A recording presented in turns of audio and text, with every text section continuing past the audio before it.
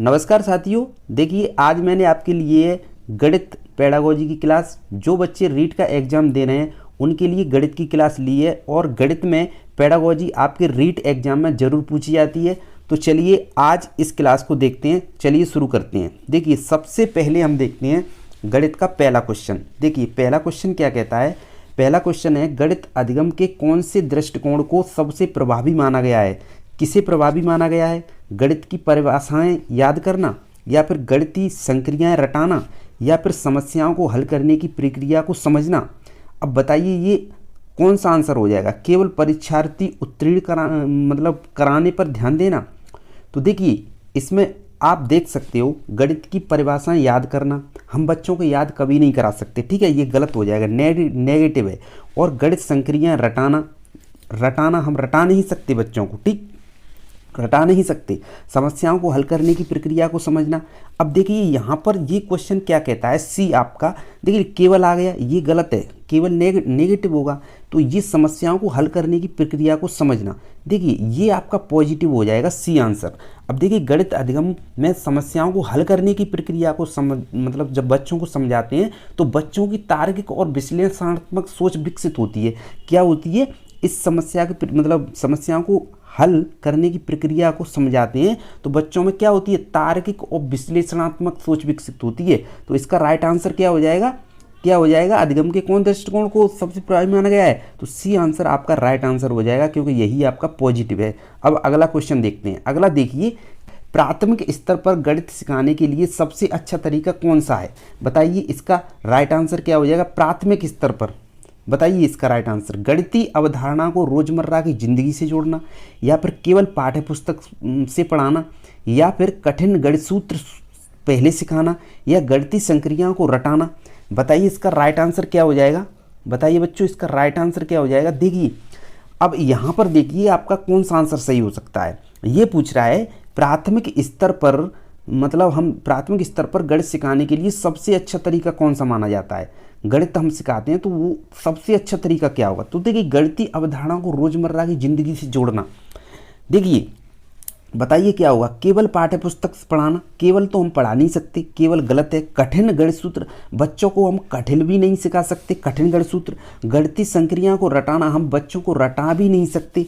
तो देखिए गणितीय अवधारणाओं को रोजमर्रा की जिंदगी से जोड़ना, जो गणित है ना उसको रोजमर्रा की जिंदगी से जोड़कर अगर आप बच्चों को सिखाओगे ना, उस बच्चों के अनुभवों से जुड़े उदाहरण देकर सिखाओगे, गणितीय अवधारणाओं को आसानी से समझाओगे, तो आप उनको गणित सिखा सकते हो। तो इसका राइट आंसर क्या हो जाएगा आपका, ए के साथ चला जाएगा, ठीक है। अगला क्वेश्चन देखते हैं। अगला देखिए, गणित में त्रुटि क्यों होती है। बच्चों को गणित में त्रुटि क्यों होती है, एरर्स क्यों आती हैं। क्योंकि गणित कठिन विषय है। गणित कठिन विषय है। गणित कठिन विषय क्यों है, ये तो गलत है, नेगेटिव हो जाएगा। देखिए शिक्षकों की गलत शिक्षण पद्धति के कारण, या फिर पूर्व ज्ञान की कमी और गलत अवधारणाओं के कारण, या फिर गणित को अभ्यास के बिना समझा नहीं जा सकता। बताइए इसका राइट आंसर क्या हो जाएगा। गणित में त्रुटि, एरर्स क्यों आती हैं। बताइए इसका क्या हो सकता है, क्यों आती हैं। तो देखिए मैं आपको बता दूं, गणित कठिन विषय है, ये तो गलत है, ठीक है। शिक्षकों की गलत शिक्षित पद्धति के कारण, शिक्षकों की गलत पद्धति कभी नहीं होती है। पूर्व ज्ञान की कमी और गलत अवधारणाओं के कारण गणित को अभ्यास नहीं करा सकते हम, ठीक है, कभी अभ्यास नहीं कराते। शिक्षकों की गलत शिक्षित पद्धति, ये भी गलत है। पूर्व ज्ञान की कमी, गलत अवधारणाओं के कारण। अब ये है गणित में त्रुटि कब आती हैं। देखिए पूर्व ज्ञान की कमी, अगर बच्चों में, देखिए बच्चे अगर पिछली क्लास में होशियार नहीं होंगे, जो पीछे की क्लास में होशियार नहीं होंगे, 5 में होशियार नहीं है, 5 1 2 3 4 अगर उसने पढ़ा नहीं है, डायरेक्ट उसको 5 क्लास में बैठा दिया जाए और तो उसको पूर्व ज्ञान की प्राप्ति नहीं हुई, तो फिर उसको क्या होगा, एरर्स आएंगे, जरूर आएंगे एरर्स। इसलिए वो उसे बहुत परेशानी होगी, एरर्स आएंगे। इसलिए अब पूर्व ज्ञान की कमी और गलत अवधारणाओं के कारण, ठीक है, गलत अवधारणाओं, तो फिर एरर्स क्यों आते हैं, इसके कारण आते हैं। तो सी के साथ चला जाएगा, इसका राइट आंसर सी हो जाएगा। अगला क्वेश्चन देखते हैं। अगला देखिए, अगला होगा आपका गणित अधिगम को खोज आधारित शिक्षण, ठीक है। इक्वरी बेस्ड लर्निंग का क्या लाभ होता है। यह गणित को रोचक बनाता है। बताइए इसका राइट आंसर क्या होगा। या फिर यह बच्चों में जिज्ञासा उत्पन्न करता है, या फिर यह बच्चों को आत्मनिर्भर बनाता है, या फिर उपरोक्त सभी। क्या हो जाएगा इसका राइट आंसर। बताइए इसका राइट आंसर क्या होगा बच्चों, क्या होगा इसका राइट आंसर। बताइए क्या हो सकता है। तो देखिए ये पूछ रहा है गणित अधिगम में खोज आधारित शिक्षण का क्या लाभ है, खोज आधारित शिक्षक का क्या लाभ है। तो देखिए यह गणित को रोचक बनाता है, बिल्कुल बनाता है। यह बच्चों में जिज्ञासा उत्पन्न करता है, बिल्कुल जिज्ञासा जरूर उत्पन्न करता है। यह बच्चों में आत्मनिर्भर बनाता है, बच्चों को आत्मनिर्भर जरूर बनाता है। तो देखिए इसका राइट आंसर आपका डी के साथ चला जाएगा, क्योंकि गणित में ये सब चीज़ बच्चों में उत्पन्न होती हैं। तो इसका राइट आंसर आपका डी के साथ चला जाएगा। ठीक है, अब अगला क्वेश्चन देखते हैं। अगला देखिए 5वां क्वेश्चन क्या है, गणित सिखाने के दौरान शिक्षक को सबसे पहले क्या करना चाहिए। जो मतलब शिक्षक है उसको सबसे पहले क्या करना चाहिए, कठिन समस्याएं देनी चाहिए। हम बच्चों को कठिन समस्याएं कभी नहीं दे सकते, ये बात ध्यान रखना, ये नेगेटिव है। छात्रों की पूर्व ज्ञान जांचना, छात्रों की पूर्व ज्ञान को जांचना, छात्रों के पूर्व ज्ञान को हम जरूर जांच सकते हैं। ठीक है, क्योंकि देखिए कठिन समस्या देना गलत है। सीधे अभ्यास कराना, सीधे अभ्यास कभी नहीं करा सकते। सूत्रों को रटाना हम रटा भी नहीं सकते। ठीक है, तो गणित सिखाने के दौरान शिक्षक को सबसे पहले बच्चों को क्या करना चाहिए पता है, पूर्व ज्ञान को जांचना, उसके पूर्व ज्ञान की जांच करनी चाहिए, तभी हम उसको गणित सिखा सकते हैं। तो राइट आंसर बी के साथ चला जाएगा। अगला क्वेश्चन देखिए, अगला क्वेश्चन है आपका संज्ञानात्मक विकास के अनुसार कौन सा चरण गणित सीखने के लिए बहुत महत्वपूर्ण है। तो बताइए क्या कौन सा चरण बहुत महत्वपूर्ण है। तो संवेदी मोटर अवस्था, सेंसरी मोटर स्टेज, या फिर पूर्व संज्ञानात्मक अवस्था, या फिर ठोस संज्ञानात्मक अवस्था, या फिर आपका औपचारिक संज्ञानात्मक अवस्था, कौन सी अवस्था होगी बताइए। इसका राइट आंसर क्या हो जाएगा, ये पूछ रहा है संज्ञानात्मक विकास के अनुसार कौन सा चरण सीखने के लिए महत्वपूर्ण होता है। तो कौन सा चरण सीखने के लिए महत्वपूर्ण होता है बताइए, इसका राइट आंसर क्या हो जाएगा, कौन सा चरण होता है सीखने के लिए। तो देखिए बताइए इसका राइट आंसर। देखिए संज्ञानात्मक विकास के अनुसार कौन सा चरण सीखने के लिए महत्वपूर्ण होता है। तो मैं आपको बता दूं, देखिए जो अवस्था होती है ठोस संज्ञानात्मक अवस्था, उसमें बच्चे 7 से 11 वर्ष तक बच्चे होते हैं ठोस संज्ञानात्मक अवस्था में। ठीक है, तो इसमें बच्चे ठोस वस्तुओं के माध्यम से गणितीय अवधारणाओं को अच्छी तरह से समझते हैं। ठीक है, ठोस वस्तुओं के माध्यम से समझते हैं। तो इसका राइट आंसर आपका क्या हो जाएगा, ठोस संज्ञानात्मक अवस्था हो जाएगा, ठोस संज्ञानात्मक अवस्था। ठीक है, ठोस संज्ञानात्मक अवस्था, इससे बच्चे मतलब गणित में बहुत ही ज़्यादा सीखने के लिए महत्वपूर्ण होता है ठोस संज्ञानात्मक अवस्था। राइट आंसर आपका सी के साथ चला जाएगा। अब अगला क्वेश्चन देखते हैं। अगला देखिए 7वां क्वेश्चन है, गणितीय चिंतन विकसित करने का सबसे अच्छा तरीका क्या होता है। सबसे अच्छा तरीका पूछ रहा है गणितीय चिंतन विकसित करने के लिए। तो गणितीय पहेलियां हल करना, या फिर बच्चों को गणितीय तथ्यों को याद करने के लिए क्या है ना, पहेलियां हल करना। बताइए इसका राइट आंसर क्या हो जाएगा। देखिए, या फिर बच्चों को गणितीय तथ्यों को याद करना, याद नहीं करते ये तो गलत हो जाए। गणितीय नियम को लिखकर अभ्यास कराना, नहीं कभी नहीं, ये तो गलत है। गणितीय संक्रियाओं को तेजी से हल करना, तेजी से हल करेंगे तो भी नियम होशियार बन सकते। तो इसका राइट आंसर क्या हो जाएगा। देखिए गणितीय चिंतन विकसित करने का सबसे अच्छा तरीका, तो गणित में बच्चों को तो क्या करना चाहिए बताइए। तो देखिए गणितीय पहेलियाँ याद करना। ठीक है, पहेलियाँ याद करना, ये आपका राइट आंसर होगा। हम पहेलियों के माध्यम से बच्चों को सिखाएंगे, उसको मतलब चिंतन कराएंगे, तो वो अच्छा तरीका है गणित सिखाने का। तो ये पहेलियों द्वारा हम उसको गणित सिखाने का सबसे अच्छा तरीका है। ठीक है, इसका राइट आंसर ए के साथ चला जाएगा। अब है आपका 8वां क्वेश्चन। 8वां क्वेश्चन देखिए, गणित शिक्षण में निर्देशन विधि यानी कि डायरेक्टिव मेथड का मुख्य उद्देश्य क्या है। क्या है बताइए, क्या है मुख्य उद्देश्य क्या है। शिक्षक द्वारा सीधा निर्देश देना, छात्रों को स्वतंत्र रूप से सोचने देना, केवल सूत्र याद करना, परीक्षा में अच्छे अंक दिलाना। क्या हो जाएगा इसका राइट आंसर बताइए। तो देखिए शिक्षक द्वारा सीधा निर्देश देना, ये आपका कैसा होगा। छात्रों को स्वतंत्र रूप से सोचने देना, नहीं सोचने दे सकते। केवल सूत्र याद करना गलत हो जाएगा। परीक्षा में अच्छे अंक दिलाना, ये भी गलत हो जाएगा। तो देखिए शिक्षक द्वारा सीधा निर्देश देना, हम बच्चों को सीधा निर्देश दे सकते हैं। गणित शिक्षण में निर्देशन विधि का उपयोग करने के लिए मुख्य उद्देश्य यही है आपका, क्या है, शिक्षक द्वारा सीधा निर्देश देना। राइट आंसर ए के साथ चला जाएगा। अगला क्वेश्चन देखते हैं। अगला देखिए, गणित सिखाने में स्पाइरल शिक्षण विधि का क्या लाभ है। ठीक है, स्पाइरल टीचिंग मेथड का क्या लाभ है बताइए, क्या हो जाएगा इसका राइट आंसर। कठिन विषयों को टालने में मदद मिलती है, छात्र धीरे धीरे जटिल अवधारणाओं को सीखते हैं, गणित सीखने में रुचि कम होती है, गणित का अभ्यास करने की जरूरत होती है, गणित का अभ्यास करने की जरूरत नहीं होती। इसका राइट आंसर क्या हो जाएगा बताइए, कमेंट में बताइए क्या हो सकता है इसका राइट आंसर। तो देखिए गणित कठिन विषयों को टालने में मदद मिलती है। देखिए गणित सिखाने में स्पाइरल शिक्षण विधि में हम कठिन विषयों को टालने में मदद नहीं मिलती, ये गलत है। ठीक है, छात्र धीरे धीरे धीरे धीरे जटिल अवधारणाओं को सीखते हैं। तो ये तो आपका राइट आंसर हो जाएगा, छात्र जो हैं वो धीरे धीरे जटिल अवधारणाओं को सीखते हैं। ये हमारी स्पाइरल टीचिंग मेथड विधि का सबसे अच्छा लाभ है। ठीक है, गणित सीखने में रुचि कम होती है, ये गलत है। गणित का अभ्यास नहीं करा सकते, तो इसका राइट आंसर आपका बी के साथ चला जाएगा। ठीक है, बी के साथ चला जाएगा। गणित छात्र धीरे धीरे जटिल अवधारणाओं को सीखते हैं, ये सबसे अच्छा तरीका है। अगला क्वेश्चन देखिए, अगला क्वेश्चन है आपका, गणित शिक्षण का गणित चिंतन का विकास करने के लिए कौन सी गतिविधि सबसे प्रभावी है? गणितीय चिंतन का विकास करने की, गणितीय मतलब चिंतन का विकास करने के, बच्चों में गणितीय चिंतन का विकास करने के लिए कौन सी विधि सबसे अच्छी है? तो बच्चों को बार बार अभ्यास कराना। क्या होगा इसका राइट आंसर बताइए? अभ्यास कराना। हम अभ्यास नहीं करा सकते। ठीक है, गणित पहेलियों और खेल कराना, सभी उत्तर गलत है, गलत है। बच्चों को गणित के नियम रटाना, हम रटा नहीं सकते। ठीक है, बच्चों को बार बार अभ्यास भी नहीं करा सकते। तो यही है आपका सही गणितीय पहेलियाँ और खेल कराना। इसके माध्यम से हम बच्चों में गणितीय चिंतन का विकास कर सकते हैं। सबसे अच्छी विधि पहेलियाँ और खेल कराना, खेल के माध्यम से हम उसे, बहुत अच्छा तरीका है ये बच्चों के लिए। ठीक है, तो इसी के द्वारा टीचर अपना बच्चों में गणित का इंटरेस्ट बढ़ा सकते हैं। अब देखिए अगला क्वेश्चन है 11वां, डिस्कवरी मेथड किस प्रकार का शिक्षण तरीका है? जो डिस्कवरी मेथड है वो आपका किस प्रकार का शिक्षण तरीका है? कौन सा तरीका है बताइए? विद्यार्थी स्वयं गणितीय तथ्य खोजते हैं, शिक्षक गणितीय समस्याओं का हल बताते हैं, या फिर गणित को केवल लिखित रूप से सिखाया जाता है, या फिर विद्यार्थी केवल किताबों से पढ़ते हैं? बताइए इसका राइट आंसर क्या हो जाएगा, बताइए।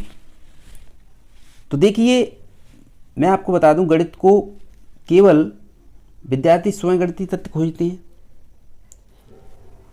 ये आपका पॉजिटिव है, ध्यान रखना। शिक्षक गणितीय समस्याओं को हल बताते हैं, गलत है। गणित को केवल गलत है, विद्यार्थी केवल गलत है। ठीक है, केवल किताबों से कुछ नहीं होगा।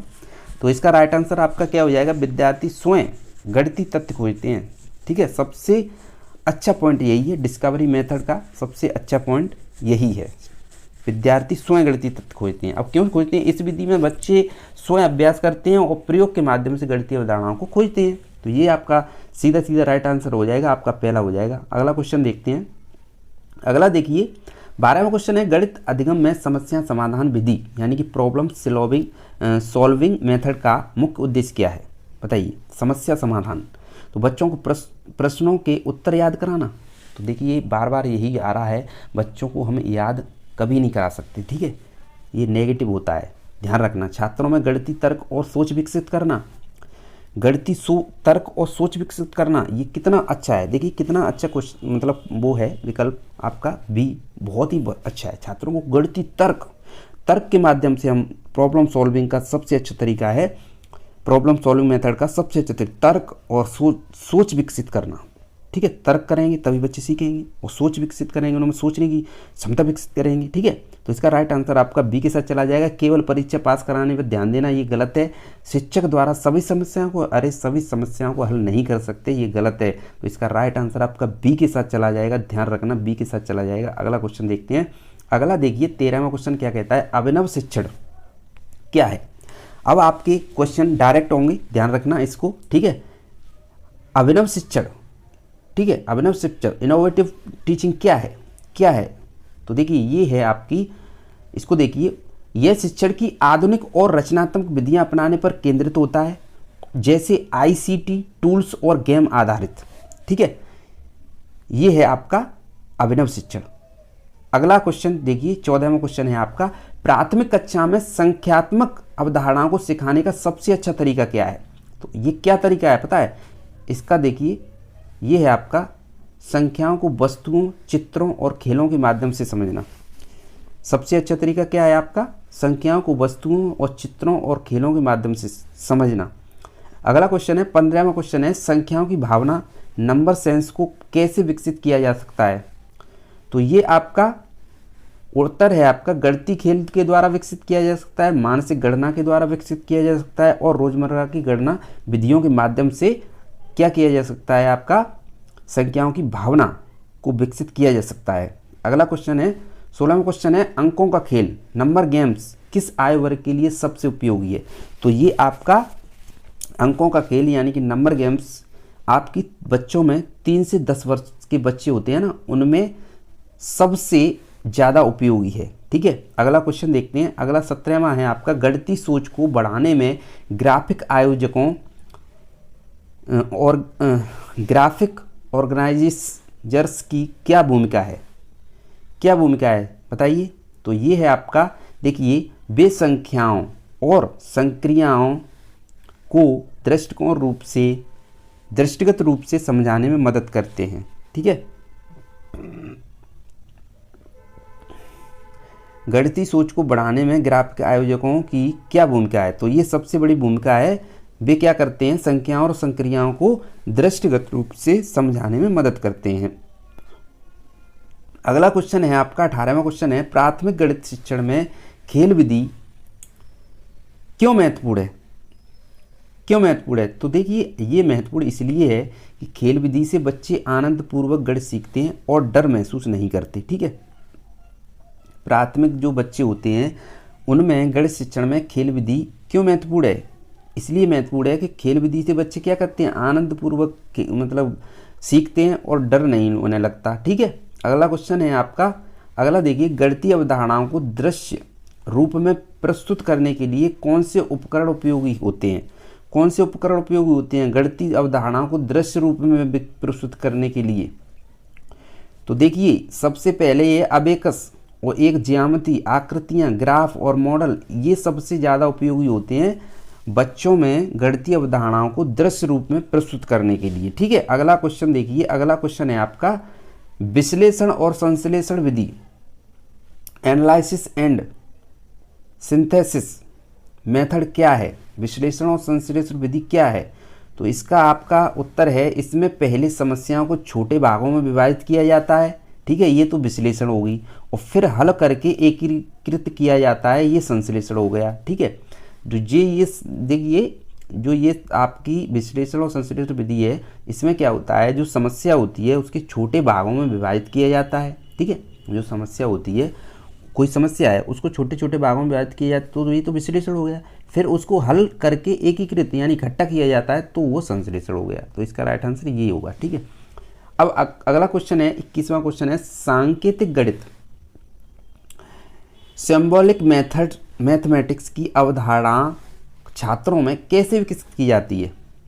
बताइए, सांकेतिक गणित जो है, सांकेतिक गणित की अवधारणा छात्रों में कैसे विकसित की जाती है? तो वो इसलिए की जाती है, इस तरीके से की जाती है, प्रतीकों का उपयोग कर गणितीय क्रियाओं को व्याख्या द्वारा समझाना। ठीक है, प्रतीकों यानी चिन्हों का उपयोग करके हम गणितीय क्रियाओं को व्याख्या मतलब संक्षेप में समझाते हैं, तो वो होता है हमारा, क्या होता है? सांकेतिक गणित। अगला क्वेश्चन है 22वां, गणितीय अवधारणाओं को निरंतरता और क्रमबद्धता क्यों आवश्यक है? बताइए, क्यों आवश्यक है? देखिए, इसका उत्तर है आपका, इससे छात्रों को धीरे धीरे जटिल गणितीय विषयों को समझने में आसानी होती है। ये आपका गणितीय अवधारणाओं की निरंतरता और क्रमबद्धता इसलिए आवश्यक है, क्यों? कि इससे छात्रों को धीरे धीरे जो कठिन गणित होता है ना, उसमें समझने में आसानी होती है। ठीक है, अगला क्वेश्चन है आपका 23वां क्वेश्चन है, अंकगणितीय तर्क, अर्थमेटिक रीजनिंग को कैसे मजबूत किया जा सकता है? गणितीय मतलब अंकगणितीय तर्क को कैसे मजबूत किया जा सकता है? तो वो ऐसे मजबूत किया जा सकता है, देखिए, नियमित अभ्यास करेंगे हम तब मजबूत होगा, तर्क करेंगे, तर्क आधारित प्रश्नों को हम करवाएंगे तब मजबूत होगा, और समस्या समाधान गतिविधियों से लड़ने में, ठीक है, समस्या होगी उसका समाधान करेंगे, तो ये सबसे अच्छा तरीका है अंकगणितीय तर्क को मजबूत कराने का बच्चों में। ठीक है, ये वाला ध्यान रखना इसको। अगला क्वेश्चन है, मन में गणना करने की रणनीतियाँ क्या है? Mental calculation.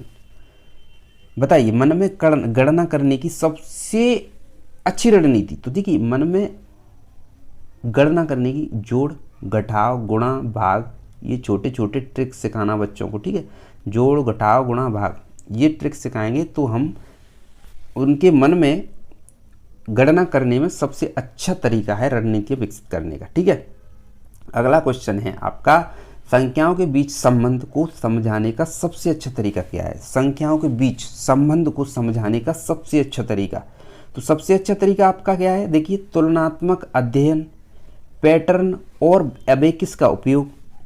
तुलनात्मक अध्ययन, पैटर्न और अबेकस का उपयोग, ठीक है। इसका आपका राइट आंसर तुलनात्मक अध्ययन, पैटर्न और अबेकस का उपयोग। ये आपका संख्याओं के बीच संबंध को समझाने का सबसे अच्छा तरीका है। संख्याओं के बीच संबंध को समझाने का सबसे अच्छा तरीका क्या है? तुलनात्मक अध्ययन और पैटर्न और अबेकस का उपयोग, ठीक है। अगला क्वेश्चन है 26वां क्वेश्चन क्या है? गणितीय अभिव्यक्तियों को आसानी से समझाने की कौन सी विधि है? गणितीय अभिव्यक्तियों को आसानी से समझाने की कौन सी विधि है? बताए कौन सी विधि है? उदाहरणों और चित्रों द्वारा सिखाना। उदाहरणों और चित्रों द्वारा सिखाना, ठीक है। गणितीय अभिव्यक्तियों को आसानी से समझाने, हम आसानी से समझा सकें तो ये सबसे अच्छी विधि। देखिए, उदाहरणों के माध्यम से सिखाएंगे और चित्रों के माध्यम से सिखाएंगे बच्चों को तो बहुत जल्दी सीखते हैं वो। तो यही आपका सही उत्तर है। अगला देखिए, फ्रैक्शन को सिखाने के लिए सबसे प्रभावी गतिविधियाँ कौन सी हैं? फ्रैक्शन को सिखाने के लिए सबसे प्रभावी गतिविधियाँ, तो देखिए, फ्रैक्शन जो है उसको सिखाने में सबसे प्रभावी तरीका हमारा पिज्जा मॉडल द्वारा, पेपर कटिंग द्वारा और ग्रिड डायग्राम, ठीक है। ये 3 चीज़ें होती हैं, इससे हम फ्रैक्शन को बच्चों में सबसे प्रभावी गतिविधियाँ पैदा कर सकते हैं, ठीक है। अगला क्वेश्चन है 28वां क्वेश्चन देखिए, बीजगणितीय अवधारणाओं एलजेब्रिक कॉन्सेप्ट को बच्चों को कैसे समझाया जा सकता है? जो एलजेब्रा होता है उसमें कॉन्सेप्ट को बच्चों में कैसे सिखाया जा सकता है?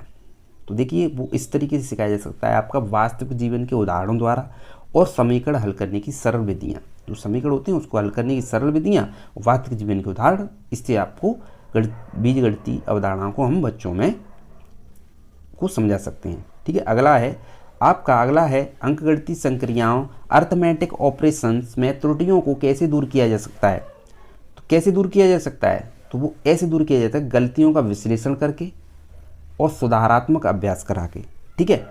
ये 2 तरीके हैं, इससे आप अंकगणितीय संक्रियाओं में त्रुटियों को दूर कर सकते हैं बच्चों की। अगला देखिए, गणितीय भाषा मैथमेटिकल लैंग्वेज को बच्चों में कैसे विकसित किया जा सकता है?